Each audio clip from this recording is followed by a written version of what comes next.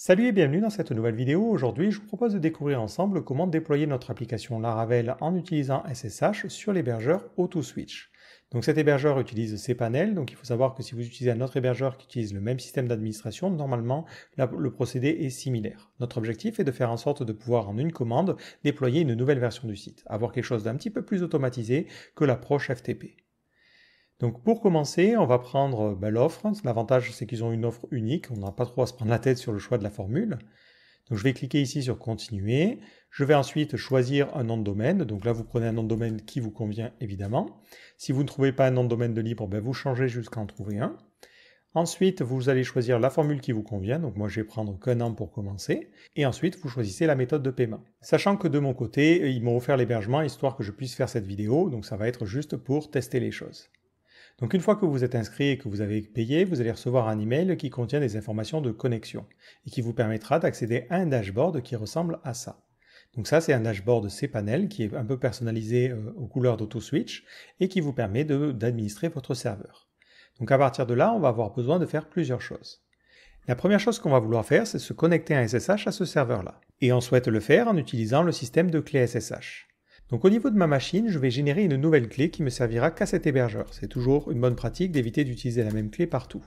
Donc on tape la commande ssh-keygen-t-rsa-f et je vais lui dire de stocker ça dans le dossier .ssh et la clé on va l'appeler autoswitch_rsa.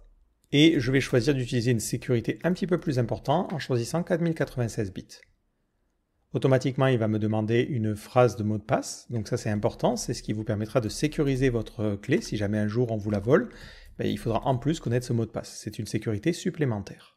Une fois cette clé générée, on va avoir deux informations. On aura la clé privée, qu'il ne faudra surtout pas partager, et la clé publique que l'on va pouvoir envoyer sur le serveur. Mais par défaut, AutoSwitch n'autorise pas n'importe qui à se connecter à un SSH à votre machine. Il va falloir activer les choses. Donc si vous descendez un petit peu, vous avez la partie autorisation SSH. Sur cette interface, vous allez pouvoir autoriser des IP à se connecter au niveau de votre serveur.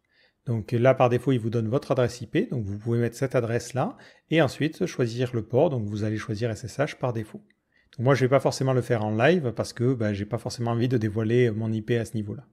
Ensuite, une fois que j'ai autorisé cette IP à se connecter à un SSH, je vais configurer mon SSH pour pouvoir avoir un alias permettant de me connecter plus rapidement au serveur, plutôt que de devoir retenir le nom de domaine. Donc pour cela, je vais éditer le fichier de configuration qui se trouve dans .ssh et qui s'appelle config. Au niveau de ce fichier-là, je vais choisir un nom d'hôte. Ça va être un alias qui me servira à éviter de devoir taper tout le nom de domaine. Ensuite, je vais mettre le hostname qui sera du coup mon nom de domaine en l'occurrence. Voilà. Ensuite, le nom d'utilisateur qui m'a été fourni par AutoSwitch. Ensuite, je vais choisir le identity file parce que je ne veux pas utiliser ma clé SSH standard. Je veux utiliser celle qu'on a générée à l'étape précédente. Donc c'était autoswitch_rsa. Et ensuite, je lui dis que je veux utiliser seulement les fichiers d'identity. Donc ici, je vais mettre yes. Une fois que ça c'est fait, je vais pouvoir copier ma clé SSH sur le serveur à l'aide de la commande ssh copy id. Donc je fais un ssh copy id. Je vais lui donner le fichier d'entrée, donc c'est celui qui a été généré à l'étape précédente. Donc je prends bien la clé publique, attention, et je vais l'envoyer à mon alias AutoSwitch. Il va essayer donc de copier cette clé publique et il vous demande par défaut le mot de passe SSH. Donc c'est le même mot de passe que celui qui vous permet d'accéder à cPanel. Donc je copie les informations et voilà, ma clé est maintenant copiée. Et si je fais un coup de SSH et que j'essaie de me connecter à AutoSwitch, donc l'alias que j'ai choisi, automatiquement il va se connecter directement. Donc ça c'est la première chose qu'on avait besoin de faire, c'est très classique, dès que vous avez besoin de faire du SSH, c'est un petit peu toujours le même principe. Donc nous ce qu'on aimerait bien faire, c'est avoir un système de déploiement très simple. Donc notre application est déjà versionnée avec Git et du coup il nous faut un dépôt distant. L'avantage avec AutoSwitch ici, c'est qu'on a la possibilité de configurer ça directement. Donc on va créer un nouveau dossier et plutôt que de l'héberger sur GitHub, notre code source, on va l'héberger sur ce serveur-là. Donc je vais choisir de créer un nouveau dépôt. On va choisir de ne pas cloner un dépôt. Ça peut permettre de cloner un dépôt qui est distant et de le mettre sur le serveur. Nous, on veut faire quelque chose de différent. On veut avoir un nouveau dépôt sur le serveur. Donc je vais créer un nouveau dossier Git et dedans, je vais mettre le nom de mon application. Au niveau du nom, je vais choisir le même nom que celui de mon nom de domaine pour pouvoir l'identifier un petit peu plus facilement. Je fais ensuite créer. Donc on m'explique comment ça fonctionne, mais maintenant au niveau de mon application, Je peux dire que j'ai envie de me connecter au serveur. Donc là, au niveau de mon projet, dans mon terminal, je vais pouvoir faire la commande git remote add origin. Voilà. Et ensuite, je peux pusher. Attention, nous, dans notre cas, vu qu'on a créé un dépôt un petit peu plus récemment, la branche ne s'appelle pas master, mais elle s'appelle main. Donc à ce niveau-là, je vais lui dire, j'aimerais bien faire un git push-u origin main. Et normalement, si vous avez bien fait les choses, ça va bien être publié. Donc vous avez la possibilité d'avoir un dépôt distant Git au niveau de AutoSwitch. Maintenant, ce qu'il nous faut faire, c'est avoir les fichiers PHP et tous les fichiers qui sont accessibles quelque part sur le serveur. Donc pour cela, on va cloner notre dépôt Git. Alors moi, j'ai repéré un petit bug lorsque vous vous connectez à ce serveur-là. Si vous avez le même problème que moi, par exemple, si je tape ls et que j'appuie sur la touche retour, vous voyez que ça crée des espaces. De la même manière, si j'essaie de faire un CTRL-L, ça ne nettoie pas vraiment le terminal. Donc j'ai un petit souci avec ça. En fait, c'est parce qu'il n'arrive pas bien à détecter mon terminal et ma configuration. Donc pour contrebalancer ce problème-là, si vous l'avez pas, vous pouvez ignorer, je vais éditer le fichier bashrc. Je vais aller tout à la fin.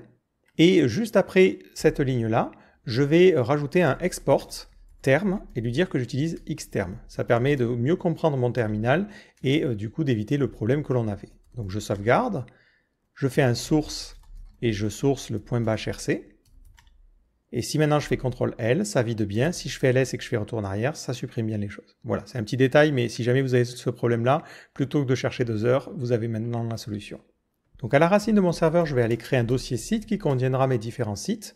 Et dans le dossier site, je vais aller créer un dossier qui correspondra au nom de mon domaine.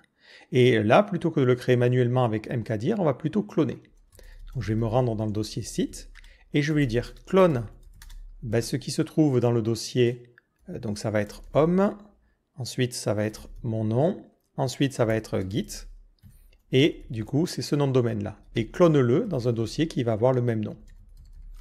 Donc ça va être le dépôt git qui va contenir simplement les sources et l'historique, et ça va être le dépôt qui va contenir vraiment notre application. Alors là, il vous sort une petite erreur parce qu'il n'arrive pas à comprendre que vous vouliez récupérer master, parce que par défaut le dépôt distant est configuré sur master. C'est pas grave. Je me rends dans le dossier que je viens de créer et je vais faire un git pull origin main. Si je regarde à l'intérieur de ce dossier-là, j'ai bien tout le code source de mon application Laravel. Donc ça, c'est impeccable. Il va maintenant falloir configurer notre nom de domaine pour pointer vers ce dossier-là. Donc dans la partie espace technique, je vais dans la partie domaine configuré. Je vais choisir de changer la source de mon domaine et plutôt que ce soit le dossier public HTML qui est configuré par défaut, je vais lui dire d'aller dans le dossier site et d'aller prendre un dossier qui correspond à mon nom de domaine. Donc ça, c'est ce que je viens de créer. Mais attention, dans le cadre de Laravel, le dossier qui sert de racine est le dossier public. Donc là, je vais mettre /public. Ensuite, il va automatiquement faire la modification et vous notifier. Je vais aussi en profiter pour modifier la version de PHP qui est utilisée. Donc si vous descendez un petit peu, vous avez, ici, sélectionné une version de PHP. Nous, dans notre cas, on avait utilisé la version 10 de Laravel, et dans le composer.json de la version 10, ils disent il faut au moins PHP 8.1, et par défaut, AutoSwitch est sur la 8.0. Ça ne nous va pas. Donc je mets ici 8.1, et vous pouvez cocher les extensions que vous voulez activer, sachant que par défaut, c'est plutôt bien configuré. Peut-être un petit détail, parce que je me suis fait avoir la première fois, si vous essayez de cocher cette case-là, vous allez avoir une erreur, parce qu'en fait, il a déjà coché une extension similaire ici. Donc c'est cette extension que vous voulez utiliser pour avoir MySQL sur PDO. Donc vous n'avez normalement pas de modifs à faire, vous pouvez peut-être désactiver les extensions PostgreSQL si vous n'avez pas l'intention d'utiliser ce système de gestion de base de données. Une fois qu'on est satisfait, on clique sur « Appliquer ». Donc maintenant, nous, ce qu'on a envie de faire, c'est d'automatiser un petit peu le déploiement. Et on va pouvoir faire ça grâce à Make. Make, c'est un outil que j'ai déjà évoqué sur la chaîne, donc vous pouvez regarder la vidéo sur le sujet, et c'est un outil qui va vous permettre d'automatiser certaines opérations, de créer basiquement des tâches que vous allez pouvoir relancer.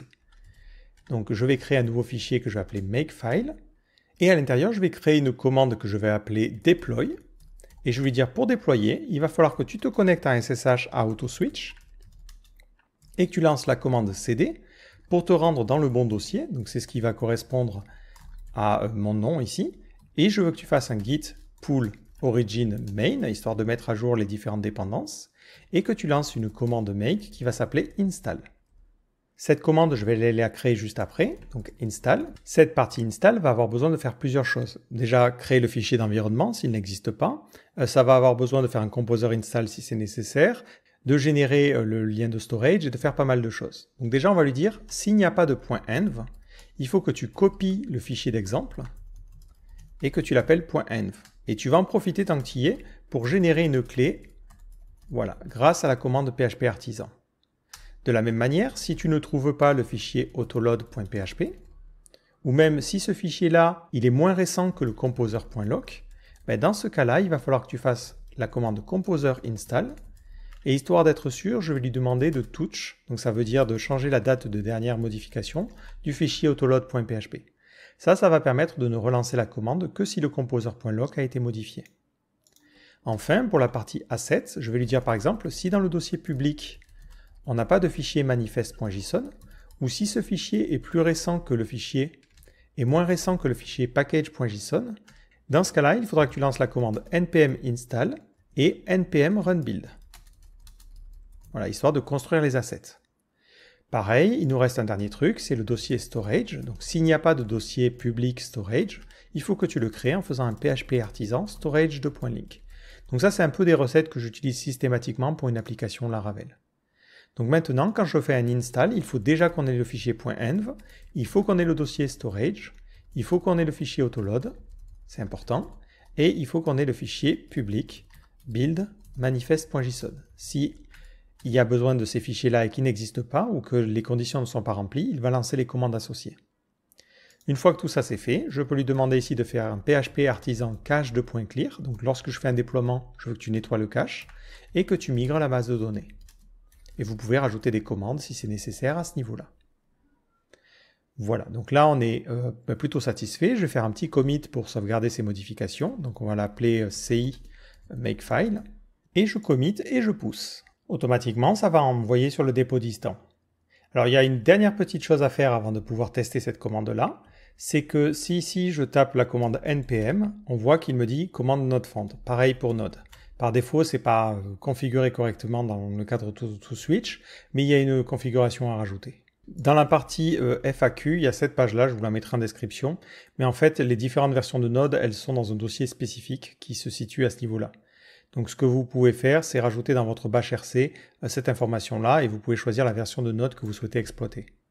Donc moi, je vais lui dire, à ce niveau-là, je vais éditer encore une fois mon fichier .bashrc, et j'ai oublié que vi n'est pas dispo, c'est vi. Voilà, et on va rajouter après notre export cette information-là. Une fois que c'est fait, je ressource mon fichier .bashrc. Et là, si je fais un coup de npm-version, ça va bien fonctionner. Et pareil pour Node. Ce qui permettra du coup à mon système de bien fonctionner. Donc on va essayer un déploiement. Donc je vais taper la commande make deploy et je vais plutôt le faire sur un nouveau terminal pour qu'on puisse le voir en gros. Donc ici, je fais un make deploy. Alors là, je tombe sur une petite erreur. Il me dit qu'il n'arrive pas à générer la clé. En fait, c'est normal. C'est parce que je lui demande de générer le .env avant d'avoir le composer, avant d'avoir en fait le fichier d'autoload de composer. Donc je vais plutôt lui dire, fais d'abord le composer. Voilà. À distance, je vais supprimer le .env. Et on va retenter le make deploy en déployant une nouvelle version. Donc hop, je vais modifier le fichier makefile, faire un commit. Voilà, on va push et on refait un make deploy. Donc cette fois-ci, on voit que la partie composer install est en train de se faire. Donc il est en train de générer le fichier d'autoload. Ensuite, on a effectivement la commande keyGenerate qui fonctionne bien avec l'application, la clé d'application qui a été générée, le storage link qui se fait, et ici on tombe sur une petite erreur, il n'arrive pas à se connecter à la base de données. Parce que vu qu'on a copié le fichier d'exemple, qui est par défaut configuré sur MySQL, on a un problème. Donc là, à vous de voir, si vous choisissez d'utiliser MySQL en ligne, dans le cadre d'AutoSwitch, il faudra configurer votre base de données. Donc dans la partie espace technique, vous avez une partie base de données, et si vous voulez configurer une toute nouvelle base de données, vous pouvez cliquer sur Assistant de base de données. Cet assistant vous permettra de créer la base de données et l'utilisateur qui est associé directement. Donc c'est très rapide et pratique. Donc je vais choisir un nom de base de données qui correspond au nom de mon application. Étape suivante, je vais choisir un nom d'utilisateur qui correspond au nom de ma base de données. Et je vais choisir un mot de passe sécurisé. Je clique sur Créer un utilisateur. Et ensuite, il me demande les privilèges. Donc cet utilisateur aura tous les privilèges sur cette base de données. Et maintenant, je vais pouvoir modifier ma configuration au niveau donc, de mon .env à distance pour faire en sorte d'utiliser toujours MySQL. Le nom d'hôte sera bien 127.0.0.1 vu qu'on sera en local sur la machine. Par contre, le nom de la base de données, ça sera ce qui va avoir été créé. Donc on va revenir ici aux bases de données. Et le nom de ma base de données, c'est ce nom-là. Donc je copie. Ensuite, on doit choisir le nom d'utilisateur. Donc le nom d'utilisateur, c'est celui qui a été créé tout à l'heure. Voilà. Et ensuite, je vais mettre le mot de passe et sauvegarder. Je ne vous le montre pas ici pour des raisons de sécurité. Une fois que c'est sauvegardé, je vais faire un coup de PHP artisan migrate. Ça fonctionne bien. Et si j'ai besoin de le faire, on peut aussi en profiter pour remplir la base de données avec des données de test. Mais concrètement, en ligne, vous auriez plutôt tendance à créer les données manuellement. Si maintenant je lui demande de redéployer une nouvelle version de l'application, on voit que tout fonctionne correctement. Si jamais on décide de faire un changement, par exemple au niveau du CSS, je décide de changer le background color et de changer quelque chose, je vais modifier ça, et dans mon package.json, je vais changer le numéro de version. Donc je peux mettre une version supplémentaire, histoire d'altérer le fichier package.json. Je fais un CTRL-K, je vais lui dire change background, par exemple, et lorsque je vais exécuter la commande make deploy ce coup-ci, il va détecter qu'il y a eu des changements au niveau des assets et il va lancer la commande npm install et npm run build. Il va construire les assets et ensuite il va lancer la commande cache clear et migrate.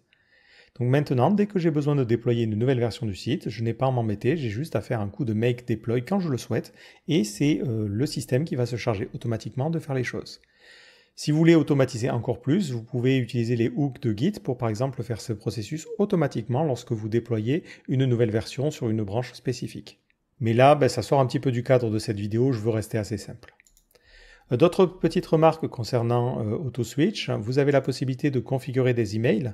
Donc par exemple, pour l'envoi d'email, vous pouvez modifier votre fichier .env pour lui dire que la partie mailer, vous pouvez utiliser sendmail.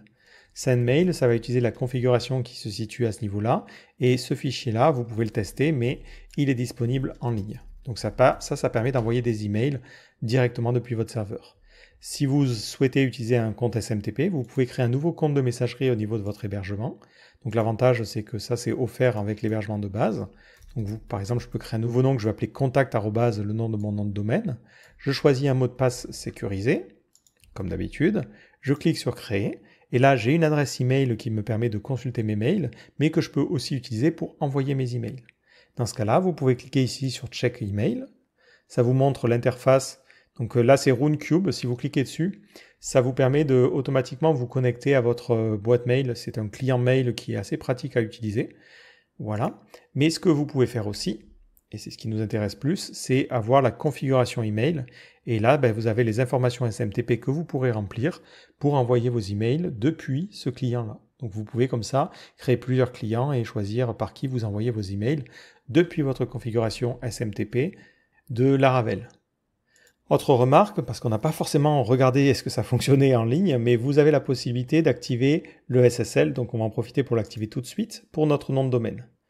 Donc, vous avez une partie Let's Encrypt SSL. Let's Encrypt, c'est quelque chose qui vous permet de générer des certificats gratuitement. Vous choisissez pour votre nom de domaine et vous générez un nouveau certificat. Donc, je choisis en plus de le générer pour mon client mail et pour la version avec 3W. Et je clique sur Générer. Vous pouvez aussi changer de la configuration, mais on vous conseille de laisser celle par défaut. Donc, autant ne rien changer à ce niveau-là. Maintenant, si je me rends sur mon nom de domaine, hop, on va bien voir notre agence qui fonctionne avec les données remplies grâce à la base de données MySQL.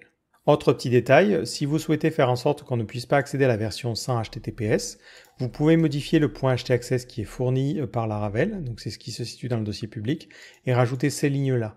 Ça permet de lui dire, si on n'est pas en HTTPS, dans ce cas-là, redirige vers le même nom de domaine en HTTPS. Vous pouvez aussi en profiter pour ajouter la redirection. Si on n'a pas 3W, on redirige vers la version avec W ou l'inverse. À vous de voir là ce que vous voulez faire, mais c'est du htaccess. Ce fichier-là est compris par AutoSwitch vu qu'ils utilisent Apache.